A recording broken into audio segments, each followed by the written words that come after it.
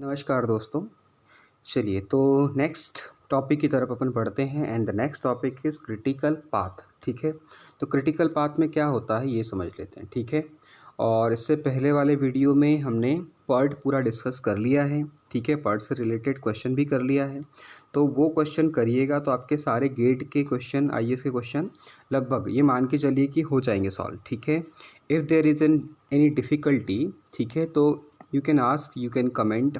ठीक है, तो अपन उस क्वेश्चन को भी ले लेंगे कि भाई ये क्वेश्चन कैसे होगा। ठीक है, तो उस क्वेश्चन को भी अपन पूरा कंप्लीट कर लेंगे। तो अपन नेक्स्ट आगे बढ़ते हैं क्रिटिकल पाथ मेथड की तरफ। ठीक है, तो क्या बोलता है कि for an activity to be completed critical path the following 3 condition must be satisfied. ठीक है, तो 3 कंडीशन को उसने सेटिस्फाई करना चाहिए। क्या, कौन कौन सी? तो उसका हेड इवेंट का जो स्लैक है वो 0 होना चाहिए, टेल इवेंट का स्लैक 0 होना चाहिए, एज वेल एज उसका जो एल जे माइनस एल आई जो है या ई जे माइनस ई आई जो है वो क्या होना चाहिए, टी आई जे के इक्वल होना चाहिए। अब ये क्या बोल रहा है स्लैक और क्या है? ठीक है, तो उसको थोड़ी सी देर में समझते हैं। ठीक है, बस ये समझ लो कि भाई ये तो अपन जानते हैं कि भाई ये मेरा क्या है, इस अर्लीस्ट स्टार्ट टाइम है, तो मतलब ई आई हो गया, आई इवेंट के लिए है तो, और ये ई जे मतलब अर्लीस्ट फिनिश टाइम हो गया किसके लिए, इस एक्टिविटी के लिए। ये मेरा टेल इवेंट है, ये मेरा हेड इवेंट है। तो E I is earliest start time for the event I and E J for the earliest start time for J. ठीक है, इसी तरह से आप ये बोल सकते हैं एल आई, तो ये आपका हो गया, ये हो गया आपका लेटेस्ट स्टार्ट टाइम। ठीक है ना, तो latest start time for the I. ठीक है, इसी तरह से एल जे किस क्या हो गया, एल जे हो गया आपका latest finish time for the head event. ठीक है, ये आ गया समझ में आपको। चलिए तो आगे बढ़ते हैं। तो इनका जो इवेंट है, मतलब आप यह समझ लो कि हेड इवेंट के लिए स्लैक क्या होना चाहिए, 0। मतलब ई आई में से एल आई को मैं माइनस करूं तो मुझे क्या मिलना चाहिए, 0 मिलना चाहिए। ठीक है, इसी तरह से स्लैक का मतलब ही है कि एल जे माइनस ई आई। ठीक है, तो एल आई माइनस ई आई या एल जे माइनस, देखो ई आई में एल आई में से ई आई माइनस कर दूं तो भी मुझे 0 मिलना चाहिए, या एल जे में से ई जे माइनस कर दूं तो भी मुझे क्या मिलना चाहिए, 0 मिलना चाहिए। ठीक है, तो हेड इवेंट का स्लैक भी 0 और टेल इवेंट का स्लैक भी 0। ठीक है, मतलब इसको हम क्या बोल रहे हैं, स्लैक, इस डिफरेंस को स्लैक बोल रहे हैं। और या तो ये 0 होना चाहिए या फिर एल जे में से ई एल आई यदि माइनस करूं और ई जे में से ई आई माइनस करूं तो किसके, इस टी आई जे के क्या होना चाहिए, इक्वल होना चाहिए। तब हम उस पाथ को क्या बोलेंगे, क्रिटिकल पाथ। चलिए तो आगे बढ़ते हैं। क्रिटिकल पाथ, तो इससे मैं क्रिटिकल एक्टिविटी को भी हम डिफाइन कर देंगे कि critical path is term as critical because an activity on this path is delayed by certain amount of time. ठीक है, मतलब क्रिटिकल पाथ वो पाथ है, उसको हम क्रिटिकल इसलिए बोलते हैं क्योंकि एक्टिविटी जो उसमें होती है ना, उस क्रिटिकल पाथ में जो सारी एक्टिविटी होती है ना, उस एक्टिविटी को, वो जो उस पाथ में एक्टिविटीज़ आती हैं इज़ डिलेड, मतलब उसको हम डिले कर सकते हैं। ठीक है, by certain amount of time the whole project is delayed by the same amount of time. तो उतने अमाउंट ऑफ वो डिले हो सकता है, मतलब ये समझ लो कि हमारा मैक्सिमम टाइम है। ठीक है, इसको फॉलो करके यदि हम जो टाइम निकाल रहे हैं वो हमारा क्या है, क्रिटिकल, वो पाथ को हम फॉलो करके जो निकाल रहे हैं वो हमारा क्रिटिकल पाथ है। ठीक है, और वो हर एक्टिविटी क्या कहला रही है, हमारी क्रिटिकल एक्टिविटी। अब आपने देखा होगा कि पार्ट में जो है वो क्या, एक अपन ने इससे पहले वाले वीडियो में देखा कि वहाँ पर हमारे कितने 3 क्रिटिकल पाथ आ रहे थे। ठीक है, तो पर्ट में क्या होता है, there are more than 1 critical path, तो हम किसको लेंगे, तो हमको उस केस में order to determine the probability we select path having maximum standard deviation, उसका क्या होना चाहिए, मैक्सिमम स्टैंडर्ड डेविएशन होना चाहिए। जिस पाथ का मैक्सिमम स्टैंडर्ड डेविएशन होगा वो अपना क्या होगा, क्रिटिकल पाथ। क्लियर है, आगे बढ़ते हैं। Next thing is slack and float. ठीक है, तो स्लैक और फ्लोट दोनों एक ही चीज़ है, बस ये है कि स्लैक को हम यूज़ करते हैं किसके लिए, सीपीएम के लिए, फ्लोट को यूज़ करते हैं पर्ट के लिए, पर दोनों में कोई डिफरेंस नहीं है, ठीक है। तो स्लैक का मतलब क्या है, is denote the amount of time by which a particular event can be delayed without delaying the project schedule, ठीक है। स्लैक का सीधा सा मतलब है कि वो टाइम जो कि पर्टिकुलर इवेंट को यदि मैं क्या कर दूं, डिले कर भी दूं, तो भी मेरा प्रोजेक्ट का ड्यूरेशन या प्रोजेक्ट का जो शेड्यूल टाइम है वो डिले नहीं होता, तो उसको हम क्या बोलते हैं, स्लैक बोलते हैं। ये बस समझ में आ गई।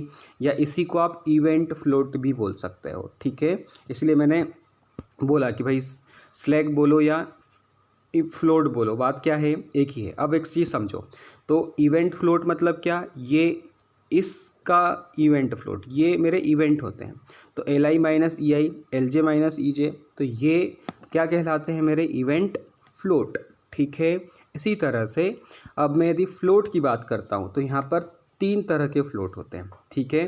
स्लैक को समझ लिया अपन ने, स्लैक इवेंट के लिए था, लेकिन यहाँ पर क्या बात हो रही है, तो there are 3 types of float values, ठीक है। कितनी, 3 होती है। तो first one is total float, free float, independent float, और ये बहुत इंपॉर्टेंट है, एग्ज़ाम में बहुत बार आता है, ठीक है। तो प्लीज़ आप इसको किस तरह से याद करने का मैं ट्रिक दूंगा उसको ध्यान रखिएगा, ठीक है। चलिए, तो पहले होता क्या है ये समझ लेते हैं। टोटल फ्लोट मतलब क्या, activity can be delayed without affecting project completion time, ठीक है। मतलब एक्टिविटी को हम डिले कर सकते हैं, ठीक है। मान लो कोई आपका पूरा प्रोजेक्ट है, तो उसमें से किसी एक्टिविटी को आप डिले कर सकते हैं, ठीक है, without delaying project completion time. तो ऐसे फ्लोट को हम क्या बोल रहे हैं, टोटल फ्लोट, ठीक है। आगे बढ़ते हैं, फ्री फ्लोट। तो फ्री फ्लोट जो है वो कब यूज़ होता है, तो activity can be manipulated not delayed, can be manipulated, ठीक है, मतलब उसको हम चेंज कर रहे हैं, विदाउट अफेक्टिंग सबसिक्वेंट एक्टिविटी। अब सबसिक्वेंट मत याद रखो, आप ऐसे याद रखो सक्सीडिंग एक्टिविटी, मतलब सक्सीडिंग मतलब कौन सा वाला, जे वाला, ठीक है। मतलब ये मेरा कोई आई है और ये मेरा जे है, तो ये वाली एक्टिविटी को, ठीक है ना, इस वाली एक्टिविटी को हम क्या कर सकते हैं, डिले कर सकते हैं, ठीक है। तो उसको मैनिपुलेट कर सकते हैं। तो activity can be manipulated without affecting subsequent activity, ठीक है। तो मतलब सक्सीडिंग एक्टिविटी को अफेक्ट किए बिना ही हम एक्टिविटी का टाइम, क्या ये वाला जो टाइम होता है ना, ये वाला टाइम, ये हमारा टाइम होता है, तो इस टाइम को हम चेंज कर सकते हैं विदाउट अफेक्टिंग दिस, ठीक है। मतलब एंड वाले को, हेड वाले इवेंट को एक्टिविटी को बिना चेंज किए, विदाउट अफेक्टिंग, ठीक है। तो हम इस टाइम को चेंज कर सकते हैं, that is free float. Independent float क्या होता है, तो विदाउट अफेक्टिंग, या अब यहाँ पर वही का वही है, तो activity can be manipulated without affecting, पर यहाँ पर सक्सीडिंग एक्टिविटी की जगह क्या आ जाएगा, प्रीसीडिंग एक्टिविटी, मतलब ये वाली एक्टिविटी, इधर वाली आई वाली एक्टिविटी, ठीक है। ये मेरा जे था यदि, तो ये मेरे इस आई वाली एक्टिविटी को अफेक्ट किए बिना, ठीक है। तो हम उसको क्या बोलेंगे, इंडिपेंडेंट फ्लोट। अब इस जो मैंने पढ़ाया इसका, ठीक है, क्या होता है ये कोई नहीं पूछने वाला, लेकिन ये जरूर पूछने वाले हैं आपसे कि कैलकुलेशन कैसे होगा, ठीक है। Total float, free float, independent float कैसे निकलेगा, ठीक है। तो लेट्स से मैं यहाँ पर फॉर्मूले पहले ना देके फॉर्मूले बाद में दे रहा हूँ, ठीक है। आपको इसका एक ट्रिक बता रहा हूँ, ठीक है। तो ये समझ लो कि लेट्स से ये मेरा कोई 2 एक्टिविटी या 2 इवेंट हो गए, इनके बीच में मुझे टाइम कितना लग रहा है, TIJ टाइम लग रहा है, ठीक है। मैंने बोला कि ये मेरा आई इवेंट है, तो यहाँ पे सारे मैंने क्या बोला, ये है मेरा EI, ये है मेरा LI, ये है मेरा EJ, और ये है मेरा EJ, क्योंकि जे इवेंट के लिए बात कर रहे हैं ना, तो ये है मेरा EJ, और ये है मेरा LJ, ठीक है, समझ गए। अब केवल आपके पास जो दिया होगा, मतलब नेटवर्क डायग्राम दिया होगा, वो बोल देगा कि फॉर दिस एक्टिविटी आप क्या निकालो, टोटल फ्लोट निकालो, फ्री फ्लोट निकालो या इंडिपेंडेंट फ्लोट निकालो। ठीक है, तो आपको फार्मूला याद करना पड़ेगा। नहीं, फार्मूला याद नहीं करना है, क्या करना है आपको, ठीक है, मेरी जो ट्रिक है उस ट्रिक को याद रखना है। तो क्या है वो ट्रिक, वो देखते हैं अपन। ठीक है, तो क्या बोलता है ट्रिक, ये समझते हैं। तो क्या बोल रहा है कि यदि मुझे टोटल फ्लोट निकालना है तो मैं इस वाले एंड, मतलब ये आखिरी वाले को और इसके शुरू वाले को, इसका पहला इसका आखिरी, इसको ज्वाइन करता हूँ यदि, ठीक है, तो ये जो मिलेगा मुझे वो मिलेगा टोटल फ्लोट। मतलब एल जे में से ई आई माइनस कर दूँ और माइनस टी आई जे, तो मुझे क्या मिलेगा, टोटल फ्लोट। तो टोटल फ्लोट यदि हम देखें तो क्या हो जाएगा भैया, टोटल फ्लोट क्या हो जाएगा आपका, तो आप समझ रहे हैं कि टोटल फ्लोट क्या हो गया, एल जे। ठीक है, कौन सा वाला इवेंट, ये वाला इवेंट, ठीक है ना। तो ये हो जाएगा मेरा एल जे माइनस ई आई, ये वाला माइनस ई आई माइनस कौन सा टाइम, ये वाला टाइम, ये टाइम सब में ही माइनस होगा, चाहे मैं कोई सा भी फ्लोट निकालूँ, तो minus T I J, L J minus E I minus T I J, ये क्या कहलाता है, मेरा टोटल फ्लोट। ठीक है, आई थिंक ये फार्मूला नोट कर लिया होगा आपने, इसी फार्मूले को अपन वेरीफाई भी करेंगे नीचे। ठीक है, नेक्स्ट, अब इससे ऊपर, तो इसका पहले वाला मतलब ई जे, इसका कौन सा वाला, इसका भी पहले वाला। ठीक है ना, मतलब देखो इसका लास्ट पहला, इसका पहला, इसका पहला। ठीक है, अभी और एक और चीज़ बताऊंगा कि और मिस्टेक बिल्कुल भी नहीं होगी। तो E J minus E I minus T I J क्या कहलाएगा, आपका फ्री फ्लोट। ठीक है, ये क्या कहलाएगा, आपका फ्री फ्लोट। ठीक है, तो कैसे होगा ये समझ लेते हैं। ठीक है भैया, तो कैसे होगा, तो हमने क्या बोला कि ई जे माइनस, क्या माइनस करना है अपने को, ई आई, सॉरी ये ई जे था, ई I minus T I J. ठीक है, तो ये मेरा क्या कहलाएगा, फ्री फ्लोट। समझ आया ये बात आपको। इसी तरह से इसका स्टार्टिंग, इसका लास्ट, मतलब E J minus L I minus T I J क्या कहलाएगा, मेरा इंडिपेंडेंट फ्लोट। तो इंडिपेंडेंट फ्लोट की बात करें अपन, तो इंडिपेंडेंट फ्लोट क्या, E J minus L I minus T I J. ठीक है, तो ये मेरा क्या कहलाएगा, इंडिपेंडेंट फ्लोट। ठीक है, ये ध्यान रखिएगा, समझ आया ये आपको। ठीक है, चलिए, तो कुछ नहीं, अब यदि आप इसको याद रखना चाहते हैं कि भाई याद कैसे रखना है, तो आपको या तो ये फार्मूले जो भी मैंने समझा है वो, या फिर आप ये डायग्राम बना लो। मतलब आपने क्या किए, डायग्राम बनाने के लिए पहले जो भी एक्टिविटी का निकालना है वो एक्टिविटी के 2 बॉक्स बनाए। भाई ये मेरे स्टार्टिंग वाला एक्टिविटी और इसका ये। ठीक है, तो इसका ये स्टार्टिंग टाइम होगा, तो ये मेरा ई, यहाँ ऊपर लिख देता हूँ मैं, ई आई, और यहाँ पे हो गया एल आई। इसी तरह से अब ये ई आई एल आई क्या होता है, अर्ली स्टार्ट टाइम और लेटेस्ट स्टार्ट टाइम। ठीक है ना, तो वो वाली बात है। और ये मेरा ई जे हो जाएगा और ये मेरा एल जे हो जाएगा। ठीक है, तो करना क्या है मुझे, देखो ये लास्ट, इसका पहला, किसका, पहले वाले इवेंट का। ठीक है, और इसका लास्ट, तो ये मेरा क्या मिला, टोटल फ्लोट। ठीक है, समझ गए। इसी तरह से इसका पहला, इसका भी पहला। ठीक है, तो ये मेरा क्या कहलाया, फ्री फ्लोट। ठीक है, इसका पहला, इसका लास्ट। ठीक है, तो ये मेरा क्या कहलाया, इंडिपेंडेंट फ्लोट। समझ आ गया। और इनके बीच में सपोज लेट्स से कि टाइम कितना, टी आई जे, तो ये जो भी फ्लोट निकालूँ कोई सा भी, तो सब में टी आई जे तो मुझे माइनस करना ही है। ठीक है, तो ये सब में माइनस होगा ये वाली टर्म। ठीक है, तो total float L J minus L J minus E I minus T I J total float, E J minus E I minus T I J free float, E J minus L I minus T I J independent float. समझ गए? तो एक चीज़ और समझने की है कि देखो यदि आप इसमें कन्फ्यूज़न हो जाए तो क्या, तो देखो स्टार्टिंग वाले दोनों इवेंट में दो दो लाइन है, इधर भी दो है इधर भी दो है, ठीक है ना, तो इसमें कन्फ्यूज़न बिल्कुल होगा ही नहीं आपको। समझ गए इस बात को? क्लियर है?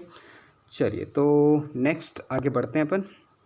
ये हो गए मेरे फार्मूले, तो जो अभी हमने केवल डायरेक्टली लिखे वो फार्मूले यहाँ लिखे, L J minus E I minus T I J, free float में E J minus E I minus T I J, और independent float E J minus L I minus T I J. तो free float हमने देख ही लिया था कि succeeding activity के लिए है, और इंडिपेंडेंट फ्लोट जो है वो प्रीसीडिंग एक्टिविटी के लिए है, ठीक है, और जो टोटल फ्लोट था वो पूरी ड्यूरेशन के लिए, ठीक है। चलिए तो नेक्स्ट आगे बढ़ते हैं। नेक्स्ट क्या है हमारा, क्रेशिंग या टाइम कॉस्ट मॉडल, ठीक है, ये बड़ा इंपॉर्टेंट है, इस पर बेस्ड क्वेश्चन एक बार गेट में आ चुका है, और इसी पर बेस्ड आईएएस में क्वेश्चन तो कई बार आ चुका है, ठीक है। तो जब भी आपका मेंस होगा तो मेंस में ये काफ़ी मतलब पूरा इस तरह का क्वेश्चन ही पूछ लेगा आपसे, और पूरा डेरिवेशन आपसे कराएगा, मतलब पूरा क्वेश्चन सॉल्व करवाएगा, ठीक है। तो क्या बोलता है कि क्रैशिंग कॉस्ट या जो भी है, तो क्रैशिंग या टाइम कॉस्ट मॉडल क्या है, तो क्रैश करना मतलब क्या, ठीक है, ये समझते हैं पहले। तो it is an extension of critical path. Critical path method जो अभी पढ़ा हमने सीपीएम का एक्सटेंशन है, मतलब हम क्या कर रहे हैं कि it is a consider between compromise between time and cost required. मतलब आप क्या करोगे कि टाइम को कम करना है। लेट्स से कि आपको कोई मिला था प्रोजेक्ट, उसको 100 दिन में कंप्लीट करना था, अब वो 100 दिन में कंप्लीट ना होते हुए अभी नई कंपनी ने कुछ रूल्स रेगुलेशन में चेंज किया, आपने बोला, उसने बोल दिया कि आपको नहीं, अभी इसको 70 दिन में ही कंप्लीट करना है, तो क्या करेंगे आप, तो उस केस में टाइम कम हो गया, तो ऑब्वियस है आपका कॉस्ट मतलब बढ़ाना पड़ेगा। कॉस्ट बढ़ाना पड़ेगा से मतलब क्या है, कॉस्ट बढ़ाना पड़ेगा से मतलब क्या है, तो आपको उसका जो भी मजदूर, मान लो कि अभी आपको मजदूर आप 100 दिन के हिसाब से आपने लेट से कि 100 मजदूर लगा के रखे थे, ठीक है। तो अब यदि आपको 70 दिन में काम ख़त्म करना है ना, तो आपको क्या करना पड़ेगा, 130 मजदूर पर डे लगाना पड़ेंगे। मतलब आपने जो इनपुट था, मतलब कॉस्ट जो था वो क्या कर दी, इंक्रीज़ कर दी। तो कॉस्ट इंक्रीज़ कर दी तो ऑब्वियस है आपका टाइम, मतलब आपका प्रोजेक्ट जल्दी ख़त्म हो जाएगा, तो 70 दिन में ही फिनिश हो जाएगा। मतलब आपको कुछ ऐसा सिस्टम अरेंज करना है, ऐसा सिस्टम बनाना है जिससे कि क्या हो कि टाइम और कॉस्ट, मतलब आप कॉस्ट इतना बढ़ा दो कि टाइम कम से कम लगे, जिसकी वजह से आपका बेनिफिट हो जाए, और जो आपको विद इन अ टाइम आपको प्रोजेक्ट कंप्लीट करके देना है वो दे सकते हैं आप, ठीक है। तो इसमें दो कॉस्ट इंक्लूड होती है। तो total cost of any project consist of direct cost and indirect cost, ठीक है, तो for the execution of project, ठीक है। चलिए तो कैसे होता है ये समझते हैं अपन, आगे बढ़ते हैं। तो क्या बोलता है, तो डायरेक्ट कॉस्ट क्या होता है, ठीक है, तो डायरेक्ट कॉस्ट सीधा सीधा किससे इन्वॉल्व होता है, हमारे प्रोजेक्ट से, ठीक है। तो डायरेक्ट कॉस्ट में करते क्या है ये समझ लो। तो ये ग्राफ यदि समझ में आ गया तो आपका काम ही हो गया, ये मान के चलो, ठीक है। तो ये डायरेक्ट कॉस्ट है मेरी इधर वाई एक्सिस पर, और इधर मेरा आ जाएगा एक्स एक्सिस पर एक्टिविटी ऑफ ड्यूरेशन, ठीक है। तो इधर मेरा एक्टिविटी ऑफ ड्यूरेशन, इधर मेरा डायरेक्ट कॉस्ट है, ठीक है। सपोज करो लेट से कि मैं नॉर्मली जब काम कर रहा था तो यहाँ से काम कर रहा था, मतलब मुझे नॉर्मल टाइम कितना लगता है, इतना, तो उस केस में नॉर्मल कॉस्ट कितनी लगती है, इतनी, ठीक है। पर अब मुझे प्रोजेक्ट क्या करना है, जल्दी कंप्लीट करना है, मतलब मेरा टाइम क्या होगा, कम, टाइम कम तो कॉस्ट ज़्यादा। मतलब मैंने टाइम को कम करते गया कहाँ तक, यहाँ तक, ठीक है। तो ये टाइम मेरा कहलाता है crash time, that is TC, ठीक है। और ये इस पर्टिकुलर टाइम पर जो कॉस्ट लग रहा है, that cost is CC, that cost is critical cost, ठीक है। अब समझ लो। तो देखो यहाँ पर एक चीज़ आपने ऑब्जर्व करी हो कि भैया नॉर्मल टाइम ज़्यादा था, क्रैश टाइम कम हो गया, नॉर्मल कॉस्ट कम थी, क्रैश कॉस्ट ज़्यादा हो गई, मतलब टाइम और कॉस्ट एक दूसरे के इन्वर्सली प्रोपोर्शनल हो गए, ठीक है। और इनका ये जो डिफरेंस कहलाता है डेल्टा टी और इनका डिफरेंस कहलाता है डेल्टा सी, जब हम आगे बात करेंगे तब। तो ये मेरा लीनियर अप्रॉक्सीमेशन में मैं एज्यूम करके चलता हूँ, पर एक्चुअली जो कर्व है वो इस तरह का बनता है, ठीक है ना, मतलब कुछ हमको इस तरह का पैराबोलिक शेप में मिलता है, लेकिन ठीक है, तो हम उसको अप्रॉक्सीमेट करने के लिए कैसा एज्यूम करके चल रहे हैं, लीनियरली, ठीक है। ये बात समझ में आ रही है आपको? आगे बढ़ते हैं। तो यहाँ पर क्या बोल रहा है वो, डायरेक्ट कॉस्ट मतलब क्या, crash time is the minimum activity duration to which an activity can be compressed by increasing the resources and hence increasing the direct cost, ठीक है ना, वही तो बात की है अपन ने। क्रैश टाइम वो टाइम होगा जहाँ पर मिनिमम एक्टिविटी ड्यूरेशन लगेगा और हमको क्या करना पड़ेगा, एक्टिविटी ड्यूरेशन जिसमें हम क्या करते चले गए, कंप्रेस करते चले गए अपने टाइम को, ठीक है। किसकी वजह से, कैसे किया, by increasing the resources and hence increasing the direct cost, ठीक है। The slope of line give amount of increase in the direct cost per unit time for crashing an activity, ठीक है, फॉर क्रैशिंग एन एक्टिविटी, ठीक है। तो cost per unit लग रहा है, unit time for crashing an activity. चलिए, तो कॉस्ट टाइम स्लोप क्या होता है ये समझ लेते हैं। तो डेल्टा सी मतलब कितना अपने कॉस्ट में चेंज किया विथ रिस्पेक्ट टू टाइम, उसको हम क्या बोल रहे हैं, कॉस्ट टाइम स्लोप, ठीक है। अब यहाँ पे क्या होगा, क्रैशिंग कॉस्ट आपका ज़्यादा होगा तो डेल्टा सी, देखो यहाँ पर यदि आपने डायग्राम में ऑब्जर्व किया हो तो ये आपका डेल्टा सी है, तो सी सी माइनस सी एन मतलब critical cost minus normal cost, और इधर हो जाएगा normal time minus crash time, ठीक है। तो यहाँ पर वही मैंने मेंशन किया है इस फॉर्मूले में कि कॉस्ट टाइम स्लोप क्या है, तो cost time slope delta C by delta T, तो that is C C minus C N by T N minus T C, critical cost minus normal cost by normal cost minus total cost, ठीक है। तो ये जो slope आ रहा है ये वाला किसका, ये कॉस्ट को जब हम रिड्यूस कर रहे हैं तो ये वाला, ये जो स्लोप मिल रहा है अपने को, ये स्लोप किसका है, जो अभी हमने कॉस्ट टाइम स्लोप बोला वो वाला स्लोप है, ठीक है। चलिए, तो आगे बढ़ते हैं। इनडायरेक्ट कॉस्ट क्या बोलता है, this cost not directly involved in execution of an activity but it is compulsory for safe and timely completion of project, ठीक है। तो हमारा जो भी प्रोजेक्ट है वो टाइमली क्या हो, कंप्लीट हो, ठीक है। तो टाइमली कंप्लीट हो तो उसके लिए हमने इनडायरेक्ट कॉस्ट इन्वॉल्व होता है, ठीक है। तो this cost not directly involve the execution of an activity, पर ये हमारे लिए सेफ के लिए क्या है, ज़रूरी है, ठीक है। तो इनडायरेक्ट कॉस्ट का ग्राफ इस तरह से बनता है, ठीक है। तो ये हमारा फिक्स्ड कॉस्ट एज यूजुअल हो गया, ये हमारा वेरिएबल कॉस्ट हो गया और इनडायरेक्ट कॉस्ट हो गया, ये हमारा एज यूजुअल प्रोजेक्ट ड्यूरेशन है, ठीक है। चलिए, तो कैसे करते हैं, तो अब यहाँ पर देखो डायरेक्ट कॉस्ट हम क्या कर रहे हैं, ये हो गया, ये वाला कॉस्ट हमारा डायरेक्ट कॉस्ट हो गया, ये हमारा इनडायरेक्ट कॉस्ट हो गया, जहाँ पर एक दूसरे को इंटरसेक्ट करेंगे, और ये हमारा ये जो है ये क्या है हमारा, सॉरी, तो ये जो है हमारा टोटल कॉस्ट हो गया, ठीक है। तो ये हमारा टोटल कॉस्ट हो गया। तो टोटल कॉस्ट में क्या कर रहे हैं, हम दोनों कॉस्ट को मिला के बात कर रहे हैं। तो टोटल कॉस्ट जहाँ पर भी मिनिमम आएगा, देखो यहाँ पर क्रॉस कर रहे हैं एक दूसरे को, ये तो ये टाइम मिनिमम होगा, ठीक है। तो इस टाइम को हम हमारा ऑप्टिमम टाइम बोलेंगे कि भाई इससे ज़्यादा आप मिनिमम टाइम नहीं रख सकते, ठीक है। और ये जो कॉस्ट है ये कॉस्ट आपका मिनिमम कॉस्ट कहलाएगा, ठीक है, ये वाला कॉस्ट, ठीक है। तो ये आपका टोटल कॉस्ट हो गया। तो टोटल कॉस्ट इस ड्यूरेशन में मिनिमम है, ठीक है।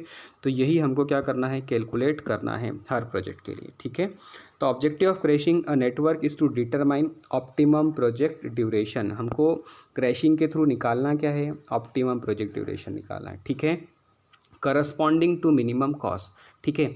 अब इतना कम करते चलेगा, इतना कम करते बहुत ही ज़्यादा कॉस्ट लग रहा है आपको, तो वो भी आपके लिए मतलब आपके प्रोजेक्ट के लिए बेनिफिशियल नहीं होगा, ठीक है। तो हम क्या बोलते हैं, करस्पॉन्डिंग टू मिनिमम कॉस्ट, तो हमको यहाँ पर कुछ फॉलोइंग स्टेप्स फॉलो करना पड़ेगी, जो भी हमारा क्वेश्चन दिया होगा उसके लिए भी, या फिर आपको एक्चुअल में यदि लगाना है क्रिटिकल पाथ मेथड क्रैशिंग वाला कॉन्सेप्ट आपके प्रोजेक्ट में, तो इसमें के लिए भी आपको कुछ स्टेप्स फॉलो करना पड़ेगी। क्या करना पड़ेगी, तो सबसे पहले आप क्रिटिकल पाथ निकालें आपके पूरे प्रोजेक्ट का कि भाई हाँ क्रिटिकल पाथ क्या आया, and select the critical activity having minimum cost slope. तो कॉस्ट स्लोप अपन ने अभी देखा कि delta C by delta T, ये हमारा क्या है, कॉस्ट टाइम स्लोप, ठीक है। तो सबसे पहले क्रिटिकल पाथ निकालें, उसमें मिनिमम कॉस्ट स्लोप ढूंढें, ठीक है, पहला स्टेप फिनिश। दूसरा step, reduce the deviation of this activity by 1 time unit. अब जितना भी आपका आ रहा है, ठीक है, तो उसमें से हम क्या कर देंगे, जो भी हमारा क्रैश टाइम दिया होगा उसको उतना रिड्यूस कर देंगे, ठीक है। And revise the network diagram bye adjusting the time and cost of crashed activity, ठीक है। और उससे हम क्या करेंगे, हमारा जो नया नेटवर्क डायग्राम बनेगा फिर उसमें हम एडजस्ट करेंगे टाइम और कॉस्ट को। And again find the critical path and project duration and total cost of the project, ठीक है। इसी तरह से यदि ये ऑप्टिमम आ जाता है तो बढ़िया, अच्छी बात है, नहीं आता है तो फिर अगेन हम स्टेप 1 से वापस से शुरू करेंगे। तो the optimum project duration is obtained तो वेल एंड गुड, नहीं आता है तो देन स्टॉप, एंड अदरवाइज यदि नहीं आता है तो आपको स्टेप 1 पे जाके वापस से वो प्रोसेस रिपीट करना पड़ेगी, ठीक है। तो मेंस में कभी कभी क्वेश्चन आ जाता है 2-3 स्टेप में भी जाता है, ठीक है। चलिए, तो इसका क्वेश्चन देख लेते हैं और ये हमारा लास्ट होगा सीपीएम पार्ट का। तो draw the network diagram and crash the network to optimum project duration corresponding to minimum cost project. It is given by the indirect cost rupees 900 rupees per day. 900 rupees per day कि आपको indirect cost लगती है, मतलब जितने भी दिन आप काम करेंगे उन दिनों में आप क्या बोल सकते हैं कि 900 रुपीज़ पर डे का आपको इनडायरेक्ट कॉस्ट लगेगा ही लगेगा, ठीक है। चलिए, तो ये एज यूजुअल आपका जब भी इस तरह का 1 से 2, 1 से 3, 1 से 4, तो ये आपका एक्टिविटी ऑन नोड्स वाले डायग्राम से बनेगा।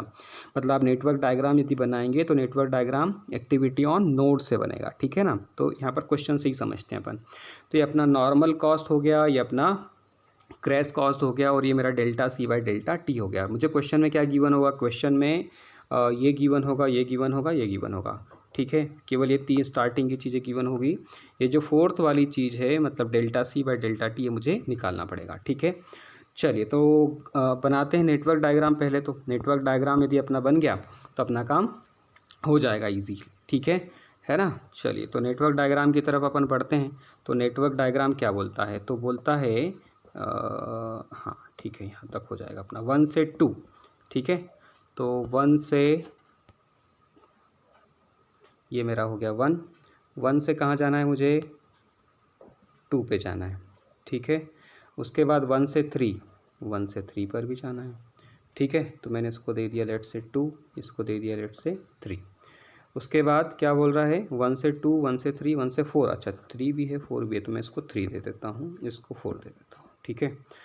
फिर क्या बोल रहा है 2 से 4, अच्छा ठीक है, मतलब ये गड़बड़ हो गया अपना। तो क्या करना पड़ेगा अपने को अगेन, क्यों ऐसा किया मैंने, क्योंकि देखो 2 से 4 इसको क्रॉस करके जाना पॉसिबल नहीं है, मतलब वो आपके लिए गड़बड़ हो जाएगा काम, ठीक है। तो इसको 2 दे दो, इसको 3 दे दो, तो 2 से 4, ठीक है। इसी तरह से 2 से 5, ठीक है, तो 2 से 5 भी जा सकते हैं आप। तो एक सेकेंड, तो 2 से 5 भी आप जा सकते हैं। तो कैसे जाएंगे, यहाँ से यहाँ, ठीक है। ये मतलब ज़रूरी नहीं कि स्ट्रेट लाइन ही बनाएं आप, ठीक है। उसके बाद क्या बोल रहा है आगे, 3 से 4, ठीक है, पहले 3 से 4, तो ये 3 से 4 आ गया इधर, ठीक है।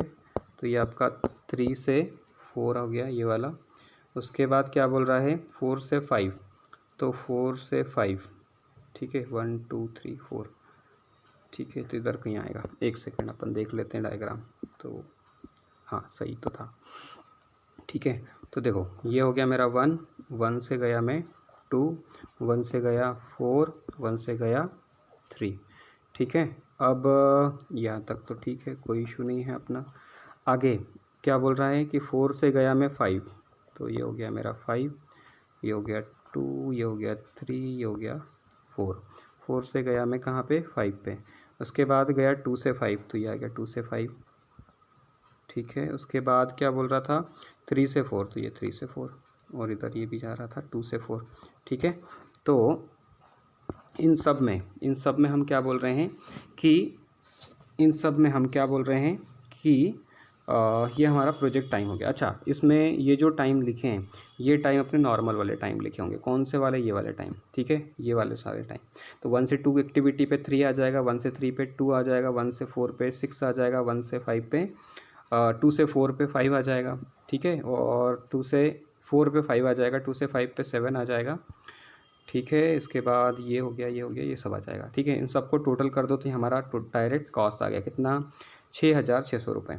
ठीक है, लेकिन इधर वाले जो कॉस्ट हैं ये सारे कॉस्ट कौन से हैं मेरे, क्रैश वाले। ठीक है ना, और ये मेरा कॉस्ट टाइम स्लोप है। अब कैसे काम करेंगे ये समझते हैं। तो पहले अपन नॉर्मल, तो एज यूजुअल अपन ने जैसे अभी प्रीवियस वीडियो में, मतलब प्रीवियस क्वेश्चंस में टी और टी एल निकाला था, वही का वही निकालेंगे हम। तो क्या करेंगे, टी और टी एल निकालने के लिए कैसे होगा, तो कुछ नहीं, बड़ा सिंपल सा कंसेप्ट है। क्या है कंसेप्ट, क्या है कंसेप्ट अपना, कि हमको क्या करना है, हमको क्या करना है। तो ये प्रोजेक्ट आ गया, तो अपना हो गया स्टार्टिंग में टी ई। ठीक है, ये हो गया हमारा टी ई, ये हो गया मेरा टी ई, एक सेकेंड, ये हो गया मेरा टी ई, फिर हो गया टी एल। ठीक है, तो आप टी ई से शुरुआत करते हैं। तो यहाँ से 1 से 2 पे जाने में कितना टाइम लग रहा है, 3। तो टी इक्वल टू कितना आ गया, 3। इसी तरह से 1 से 4 पे जाने में अभी 2 रास्ते हैं, तो 3 रास्ते हैं, तो अपन उस पर नहीं जाएंगे, 1 से 3 पे जाएंगे, तो 2 पे चले गए। तो 1 से 3 पे गए तो कितना टाइम लग रहा है, 2। तो इसलिए 0 + 2 = 2। आगे बढ़ते हैं। अब मुझे कहाँ पे जाना है, 4 पे। तो 4 पे मैं कैसे जा सकता हूँ, या तो सीधा 1 से 4 जाऊँ, या 2 से 4 जाऊँ, या 3 से 4 जाऊँ। तो जो मैक्सिमम होगा वो लेंगे। तो 3 + 5 = 8। यहाँ से 0 सीधा 1 से 4 जाता हूँ तो कितना टाइम लग रहा है मुझे, 6। लेकिन यदि मैं जा रहा हूँ किससे, 3 से 4 पे, तो मुझे कितना लग रहा है, 2 + 2 = 4। तो मैक्सिमम कितना हो गया, 8। इसलिए हम कौन सा 2 से 4 वाला रास्ता लेंगे, ये वाला। ठीक है, ये वाला रास्ता। उसके बाद आगे बढ़ते हैं। 4 से मुझे 5 पे जाना है, तो 8 + 4 = 12, 7 + 3 = 10। 2 रास्ते हैं ना यहाँ पे जाने के, तो मैं क्या ले लूँगा, ये वाला रास्ता। कौन सा, ये वाला। ठीक है, 12 आ गया। रिटर्न आऊँगा, टी एल इक्वल टू 12 से शुरू करेंगे वापस। 5 से 4 पे आया, एक ही रास्ता है, तो 12 - 4 = 8। अब मेरे पास 4 के बाद 3 पे जाना है, तो 2 पे जाना है। तो 2 पे जाने के 2 रास्ते, कौन सा रास्ता है कि 4 से मैं 2 पे जाऊँ या 5 से 2 पे जाऊँ। तो 12 - 7 = 5, और 8 - 5 = 3। तो यहाँ पर जब रिवर्स आते हैं तो कौन सा टाइम लेते हैं, मिनिमम वाला टाइम। तो ये आ जाएगा टी एल इक्वल टू 3। इसी तरह से 2 हो गया, 3 पे आना है, तो 8 - 2 एक ही रास्ता है, तो 8 - 2 कितना होगा, 6। ठीक है, तो 6 - 2 करूँगा तो 4 आ जाएगा, लेकिन यहाँ से 8 - 6 करूँगा तो 2 आ जाएगा, और 3 - 3 करूँगा तो 0। तो मिनिमम लेना है, तो टी एल इक्वल टू 0। तो मेरा टी ई मतलब टाइम कितना आ गया, 12। एक्सपेक्टेड प्रोजेक्ट ड्यूरेशन कितना आ गया, 12। तो और 2 to 4 जो है एक्टिविटी क्या है, मिनिमम कॉस्ट स्लोप है 400 का। देख लेते हैं कॉस्ट स्लोप कैसे निकाला, delta C by delta T सबके लिए। Delta C by delta T मतलब आपने क्या किया होगा, 1000 - 500 डिवाइडेड बाय 3 - 2, तो कितना आएगा आपका 500। ठीक है, तो ये आपके सारे कॉस्ट स्लोप आ गए इस तरह से। तो यहाँ पे सबसे मिनिमम वाला कॉस्ट स्लोप ढूंढेंगे। तो मिनिमम वाला कॉस्ट स्लोप कौन सा है, ये रहा। ठीक है, 400। कभी कभी हो सकता है 0 भी आ जाए, तो उसको हम कंसिडर नहीं करेंगे, मतलब उसको हम नहीं मानेंगे। ठीक है, चलिए, तो 400। अब उसमें एक चीज़ और ऑब्जर्व करने की है कि ये 400 कहाँ आना चाहिए आपका, प्रोजेक्ट ड्यूरेशन में, क्योंकि यहाँ पर 300 भी है। पर वो 300 क्यों नहीं लिया, क्योंकि वो हमारा क्रैश क्रिटिकल पाथ में नहीं आ रहा है। ठीक है, इसलिए हमने नहीं लिया। ठीक है ना। चलिए, तो आगे बढ़ते हैं। ठीक, तो direct cost plus indirect cost. तो डायरेक्ट कॉस्ट तो हमने जोड़ ही लिया था सबको, तो कितना आ गया था, 6,600 रुपये। इनडायरेक्ट कॉस्ट को कम कर रहे हैं, तो इनडायरेक्ट कॉस्ट कितना है, एक दिन में लगते हैं 900 रुपये, क्वेश्चन में दिया था। तो 12 × 900, तो कितना आ गया टोटल, 17,400 रुपये। ठीक है, आगे बढ़ते हैं। अब मुझे इसको क्या करना है, क्रैश। तो क्रैश करने के लिए हम इसका मिनिमम कॉस्ट स्लोप हमने देख ही लिया था, कितना आ रहा था वो। ठीक है, अब यहाँ पर देखो करना क्या है। तो ये तो सीधा सीधा आपका प्रोजेक्ट ड्यूरेशन नॉर्मल वाला आया था। ठीक है, मतलब आपने इसमें क्रैश कॉस्ट का यूज़ नहीं किया। ठीक है, अब एक चीज़ समझो, तो यहाँ तक सीधा सीधा निकला था कि direct cost plus indirect cost, तो 12 से ही अपन ने सीधा सॉल्व कर दिया। अब मुझे इसको नेक्स्ट स्टेप में क्या कर रहा हूँ, क्रैश कर रहा हूँ। तो now crashing the minimum cost. ठीक है, मिनिमम कॉस्ट कौन सा आया था, 400 rupees. Activity along the critical path, it is an activity 2 4, और इसके करस्पॉन्डिंग अपने को टाइम देखना पड़ेगा, कितना टाइम कम हो रहा है। देखो कैसे निकालते हैं, तो कौन सा टाइम है भैया, ये वाला 400 वाला। ठीक है, 400 के रेस्पेक्ट में हम देखेंगे कि हमारा नॉर्मल टाइम कितना था पहले, अभी कितना, क्रैश करने के बाद कितना लग रहा है, 3 दिन। तो कितने दिन का डिफरेंस आ गया, 2 दिन का। ठीक है, तो जितने भी दिन कम होंगे वो लेंगे हम यहाँ पे। ठीक है, तो कितने दिन कम हो गए, 2 दिन कम हो गए, ठीक है। तो क्या करना पड़ेगा, तो 2 to 4 डेज़ में, मतलब आप जहाँ पर 2 to 4 एक्टिविटी जो था, उस 2 to 4 एक्टिविटी में 5 की जगह क्या रख देंगे हम, 3 पुट कर देंगे, ठीक है। करके देखते हैं। तो रिवाइज द नेटवर्क और अगेन दूसरा कॉस्ट निकालते हैं। तो 2 to 4 एक्टिविटी में इससे पहले वाला जो डायग्राम देखेंगे उसमें आपको इस 3 की जगह आपको 5 दिखेगा, ठीक है। उससे आपने क्या किया, कैलकुलेट किया। लेकिन यहाँ पर क्या कर रहे हैं आप, यहाँ पर कर रहे हैं आप कि जो भी आपका ये टी और टी एल और जो भी रेस्पेक्ट में निकल रहा है वो निकाल लेंगे, ठीक है। अब यहाँ पर देखो, ठीक है, तो यहाँ पर भी हम क्या करेंगे, वही हमारा एज यूजुअल क्रिटिकल पाथ निकालेंगे। तो टी और टी एल निकाल लिया सारे इवेंट्स के लिए, 1 2 3 4 5 के लिए। अब यहाँ पर देखो, तो हमारे लिए क्रिटिकल पाथ क्या हो जाएगा, ये वाला, ठीक है, यही होगा, या फिर ये भी हो सकता है 1 2 5 डायरेक्ट, ठीक है। अब क्या करना पड़ेगा 1 2 4 5 पे, तो मैंने क्या किया, तो direct cost plus cost time slope into days reduce plus indirect cost, ये फॉर्मूला है मेरा जब क्रैश करना हो तब। तो कौन क्या है, डेज रिड्यूस मतलब direct cost plus indirect cost, उसमें प्लस क्या हो गई चीज़, कॉस्ट स्लोप। तो कॉस्ट स्लोप कौन सा, जो 400 निकाला वो कितने दिन कम हुए, 2 दिन कम हुए, ठीक है। तो 6600 डायरेक्ट कॉस्ट आ गया। अब जब मैंने इसको क्रैश करने के बाद देखा तो टी और टी एल कितना आ रहा है मेरा, 10। तो 2 दिन कम कर दिए मैंने, इनडायरेक्ट कॉस्ट आ गया 10 × 9, तो 400 × 5 - 3, तो कितना आ गया 2। तो इसको जब कैलकुलेट किया तो पहले केस में 17,000 समथिंग कुछ आ रहा था, यहाँ पे 16,400 समथिंग आ रहा है। There are 3 critical path, 1 to 5 1 to 4 5 या 1 4 5, ठीक है, 3 है। तो अब इस केस में हमको क्या देखना पड़ेगा, जो मिनिमम होगा वो, मतलब देखो अब इसमें यदि मैं कैलकुलेट करना चाहूँ तो 500 + 600 दैट इज़ 1100। एक सेकंड इधर आते हैं, ठीक है, ये वाला कॉस्ट टाइम स्लोप। तो मैं यदि 1 2 और 1 4 पे जाता हूँ, ठीक है, मतलब पहला कौन सा है, 1 2 1 4, 1 2 1 4, ये मेरी क्रैश ओनली कॉमन एक्टिविटी, मतलब ये कॉमन एक्टिविटी की बात कर रहे हैं अपन। तो कॉमन एक्टिविटी कौन सी है, देखो एक तो मेरी कॉमन एक्टिविटी जो क्रैश हो रही है इस केस में 1 2 हो रही है और 1 4 हो रही है, मतलब क्योंकि यदि मेरा ये वाला भी हो सकता है, ये भी बन सकता है, ये भी बन सकता है और ये भी बन सकता है, 3 बनेंगे। तो कॉमन कौन सी हो गई, 1 2 1 4, ठीक है, ये मेरे लिए कॉमन हो गई, ठीक है। तो क्रैश ओनली कॉमन एक्टिविटी, तो इसके केस में कॉस्ट स्लोप देखा मैंने तो 500 और 600, तो 1100 आ गया। इसी तरह से दूसरा वाला देखा, आगे वाला, तो 2 5 और 4 5, देखो 2 से 5 जाएँ या 4 से 5, मतलब यहाँ पर पहुँचने पर 5 पर पहुँचने के 2 रास्ते, एक तो ये और एक तो ये दोनों ही कॉस्ट क्रैश क्रिटिकल पाथ में आते हैं। तो इन यहाँ पर दोनों जगह, मतलब 2 से 5 और 4 से 5 में हम क्या देख लेंगे, कॉस्ट स्लोप। तो 2 से 5 4 से 5, 2 से 5 में कितना है 300, 4 से 5 में कितना है 700, तो कितना आना चाहिए 1000, देखो आ गया ना, ठीक है, 300 700 1000, समझ में आया। तो 2 से 5, देखो देखो देखो देखो वापस देख लो एक बार, 2 से 5 ये रहा, इसमें कितना है 300, 4 से 5 इसमें कितना है 700, तो ये ऐड कर लिया दोनों को, ठीक है, मतलब 5 पर पहुंचने के जितने रास्ते होंगे उतने, ठीक है।